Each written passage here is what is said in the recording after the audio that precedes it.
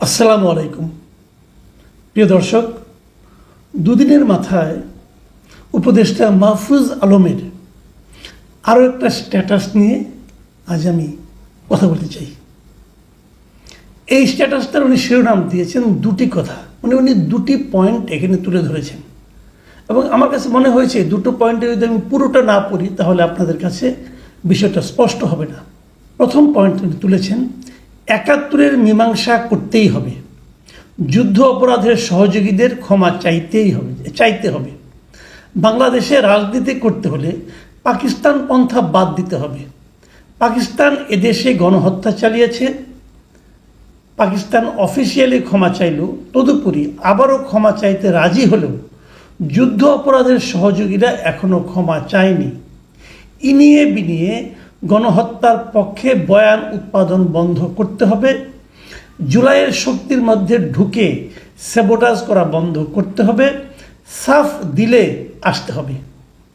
এলো একটা কথা। দুই, ওনার দ্বিতীয় কথাটা কি, মুজিববাদী বামদের ক্ষমা নাই, লীগের গুম খুন আর সাপ্লায় মোদি বিরোধী আন্দোলনে হত্যাযজ্ঞের মস্তিষ্ক এরা 36th ডিভিশন, জুলাইয়ের সময়ে এরা নিকৃষ্ট দালালি করেও এখন বহাল তবিয়তে আছে।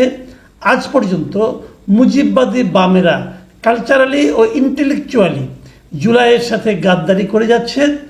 দেশে বসে জুলাইয়ের পক্ষের শক্তির বিরুদ্ধে এরা চক্রান্ত করেই যাচ্ছে। লীগের এ সকল বিটিমও শীঘ্রই পরাজিত হবে, অন্য কারো কাঁধে ভর করে লাভ নেই।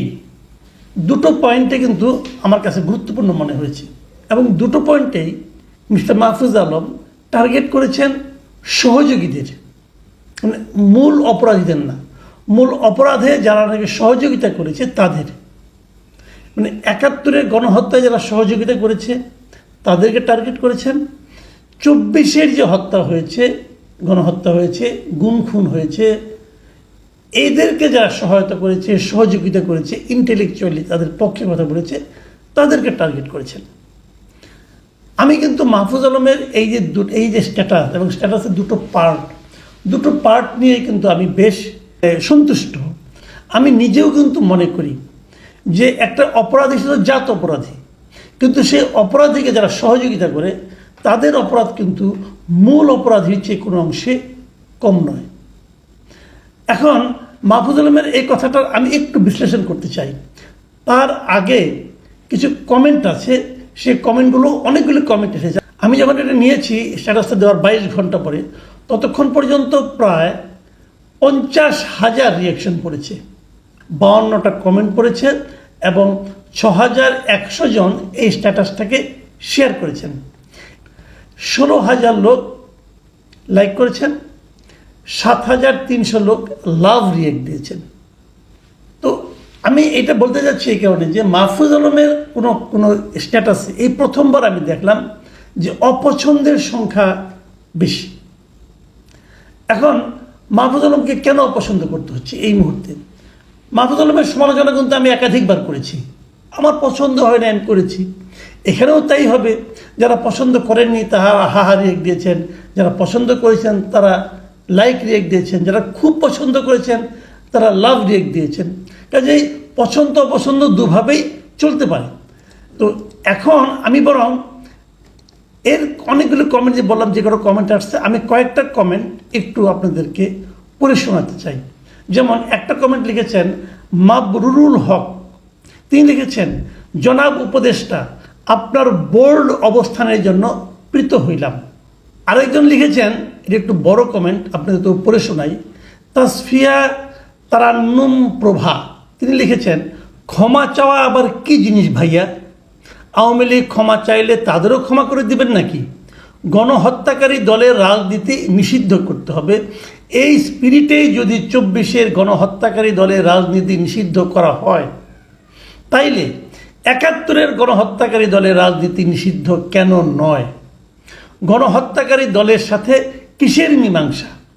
আওয়ামী লীগের সাথেও মীমাংসা করবেন নাকি কখনো? ৭১-এর গণহত্যাকারী দল যে এখনও ৭১-এর অবস্থাতেই রয়ে গেছে, দেখতেই পাচ্ছেন আশা করি। নইলে আপনার বাংলাদেশে ৭১-এর জানোয়ার গোলাম আজমের নামে স্বাধীনতার ৫০ বছর পেরিয়ে স্লোগান উঠে কেমনে?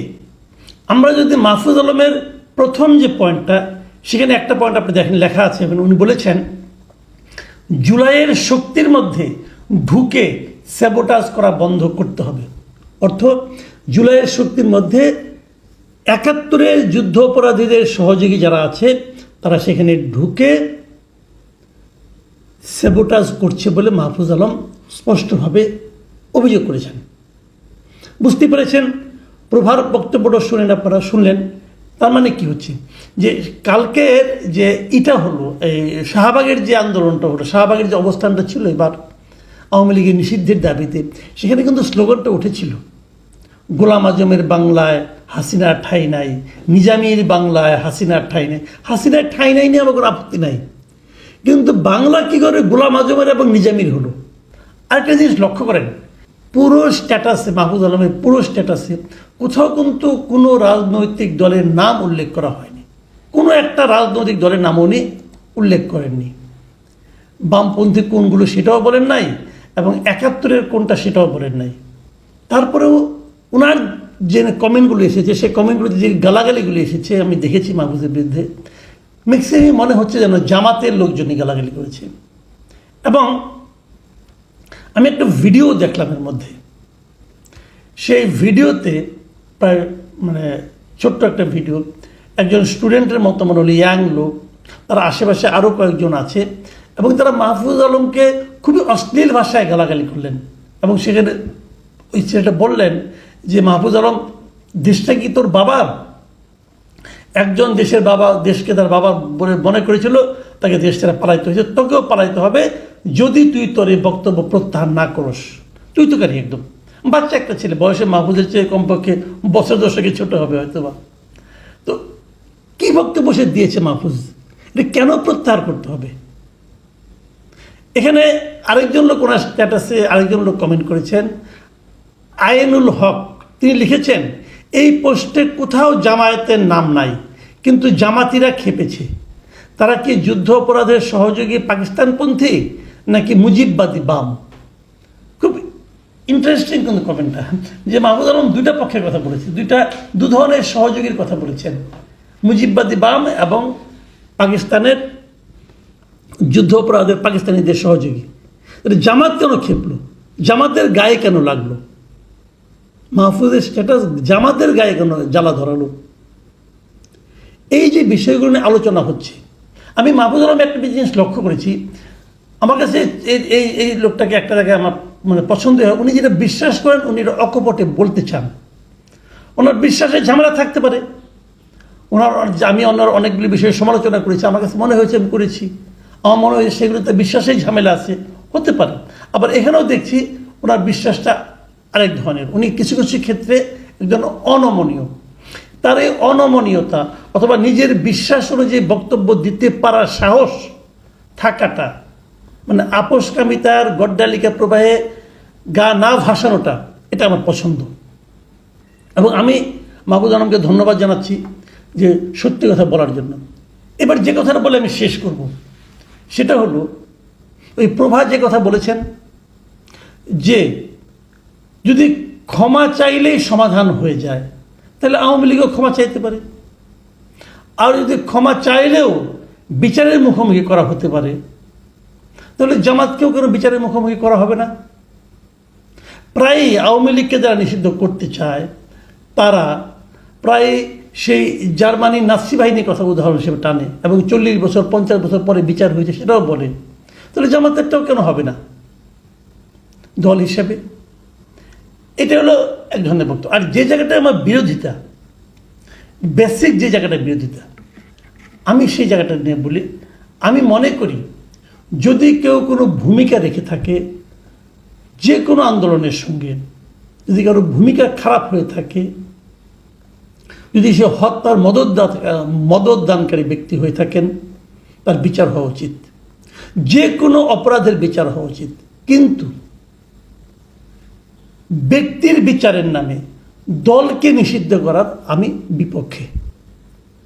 সেটা জামাতকেও নিষিদ্ধ করার বিপক্ষে, আওয়ামী লীগকেও নিষিদ্ধ করার বিপক্ষে, এমনকি হিজবুত তাহরিরকে যে নিষিদ্ধ করা হয়েছিল আমি সেটারও বিপক্ষে। আমি মনে করি দলকে নিষিদ্ধ করার দায়িত্ব হলো জনগণের, সরকারের নয়, কোনো আদালতের নয়। মানুষ নিষিদ্ধ করবে, জনগণ তাকে নিষিদ্ধ করবে, এটা আমার অপিনিয়ন। আমার অপিনিয়ন যারা ভুল মনে করবেন তারা আমার সমালোচনা করবেন, যারা সঠিক মনে করবেন তারা মনে করবেন, কোনো সমস্যা নেই। কিন্তু আমি এভাবে ভাবি। আমি একটা উদাহরণ প্রায়ই দিই, সেটা আমি আবার উদাহরণটা বলেই শেষ করি। ধরা যাক একটা বাস একটা শিক্ষা প্রতিষ্ঠানে পাশ দিয়ে যাচ্ছিল, বাসের নিচে চাপ বেপরোয়াভাবে যাচ্ছিল, একজন স্টুডেন্ট বাস চাপা পড়ে মারা গেছে। সমস্ত স্টুডেন্টরা দৌড়ে যেয়ে বাসটাকে থামিয়েছে, ধরেছে। স্টুডেন্টদের কাজ কি?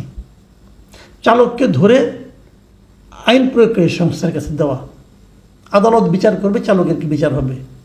কিন্তু আপনি কি বাসটাকে পুড়িয়ে দেবেন? যদি বাসটাকে পুড়িয়ে দেন, এই বাস কি কেবল মানুষই মারে? এই বাসকে অন্য কোনো কাজ করে না? বিষয়টা এভাবে দেখুন, বাস যে চালাচ্ছিল সে অপরাধী, দল যারা পরিচালনা করছিল তারা অপরাধী, তাদের সবাইকে বিচারের আওতায় আনেন। আওয়ামী লীগের যত মন্ত্রী ছিল, আওয়ামী লীগের যত এমপি ছিল, আওয়ামী লীগের যত লোক এমপি নমিনেশনের জন্য অ্যাপ্লাই করেছিল, আওয়ামী লীগের সেন্ট্রাল কমিটি, জেলা কমিটি, উপজেলা কমিটিতে যত লোক ছিল সবাইকে বিচারের আওতায় আনেন। কিন্তু এর বাইরে যারা আওয়ামী লীগ করেছে, আওয়ামী লীগকে সমর্থন করেছে, একই কথা আমি বলছি জামাত সম্পর্কেও।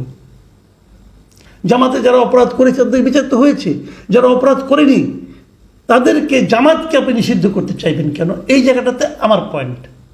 আমি দল নিষিদ্ধের পক্ষে নই। যারা দল নিষিদ্ধের পক্ষে তারা বলতে পারেন, বাট আমার কথা হলো আপনি এক চোখে নুন আরেক চোখে তেল বেচতে পারবেন না। আওয়ামী লীগের জন্য যে ব্যবস্থা 24-এর কারণে, জামাতের জন্য সেই ব্যবস্থা হওয়া উচিত 71-এর কারণে। প্রিয় দর্শক, এখন এ পর্যন্তই। আল্লাহ হাফেজ।